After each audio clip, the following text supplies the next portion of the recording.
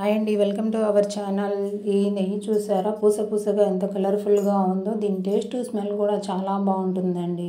బయట ఎంతో రేటు పెట్టుకొని తెచ్చే నెయ్యి తెచ్చిన వారం 10 రోజులకే స్మెల్ టేస్ట్ మారిపోతుంది. కానీ మనం ఇంట్లో ప్రిపేర్ చేసుకునే నెయ్యి చివరి స్పూన్ వరకు కూడా దాని టేస్ట్ స్మెల్ అలానే ఉంటుంది.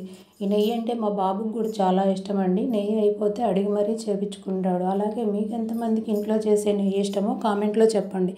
దీనికోసము పాలను కాచి చల్లార్చుకొని ఫ్రిడ్జ్లో పెట్టుకోవాలి.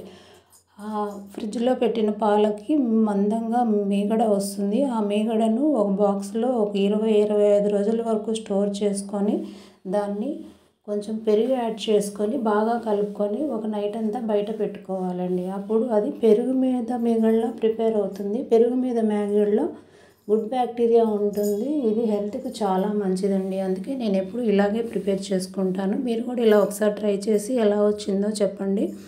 ఇలా ప్రిపేర్ చేసుకున్న మీగడను మళ్ళీ ఫ్రిడ్జ్లో పెట్టేసుకొని నేను నెయ్యి చేయాలనుకున్నప్పుడు ఆ మీగడను తీసి బయట పెట్టి మిక్సీ జార్ తీసుకొని మిక్సీ జార్లో వేసుకొని కొంచెం వాటర్ యాడ్ చేసుకొని మిక్సీ పట్టుకోవాలండి. అలా మిక్సీ పట్టుకుంటే వెన్నపూస వస్తుంది. ఈ వెన్నపూసను తీసుకొని ఒక బౌల్లో వేసుకొని దాంట్లో వాటర్ కూడా యాడ్ చేసుకొని వాష్ చేసుకోవాలి. లైట్గా వాష్ చేసుకొని మనము ఇంకొక గిన్నెలోకి ఈ వెన్నపూసని వేసుకోవాలి. నెయ్యి కాచే గిన్నెలో వేసుకుంటే డైరెక్ట్గా ఇంకా నెయ్యి కాచేసుకోవచ్చండి. అలా యాడ్ చేసుకొని దీన్ని కొంచెం ప్రెస్ చేస్తే ఎక్స్ట్రా వాటర్ కూడా వచ్చేస్తుంది. ఆ వాటర్ అంతా తీసేయటం వల్ల నెయ్యి త్వరగా కాగుతుంది. ఇలా వచ్చిన వెన్నపూసని స్టవ్ మీద పెట్టుకొని స్లో ఫ్లేమ్ మీద మరిగించుకోవాలి. హై ఫ్లేమ్ పెడితే నెయ్యి అంతా పొంగిపోయే అవకాశం ఉంటుందండి. ఎప్పుడైనా నెయ్యి కాచేటప్పుడు లో ఫ్లేమ్లోనే పెట్టుకోండి. బౌల్ కూడా కొంచెం పెద్దది తీసుకోండి. ఇలా లో ఫ్లేమ్లో నెయ్యి కాగుతూ ఉన్నప్పుడు మనము కొద్దిగా కరివేపాకు, ఒక 1/2 టీ స్పూన్ మెంతులు వేసి నెయ్యి కాచుకోవాలి. ఇలా నెయ్యి కాయడం వల్ల నెయ్యి మరింత స్మెల్ టేస్ట్ బాగుంటుంది.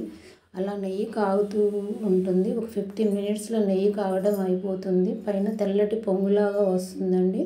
అలా తెల్లటి పొంగులాగా వచ్చినప్పుడు స్టవ్ ఆఫ్ చేసేసుకొని అది చల్లారిన తర్వాత స్టెయినర్లో వడకట్టే స్టెయినర్ తీసుకొని ఆ స్టెయినర్లో వడకట్టుకొని పక్కన పెట్టుకోవాలి. నెక్స్ట్ డేకి ఇది పూసగా నెయ్యి ప్రిపేర్ అవుతుందండి. స్మెల్ కూడా చాలా బాగా వస్తుందండి.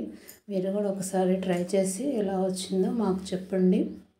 ఈ నెయ్యి చాలా హెల్దీ నెయ్యి అండి. దీన్ని చేసుకోవడం కూడా చాలా ఈజీ అండి. దీనికి ఎటువంటి ఖర్చు లేకుండా మంచి గుడ్ హెల్తీ నెయ్యిని మనమే ప్రిపేర్ చేసుకోవచ్చు.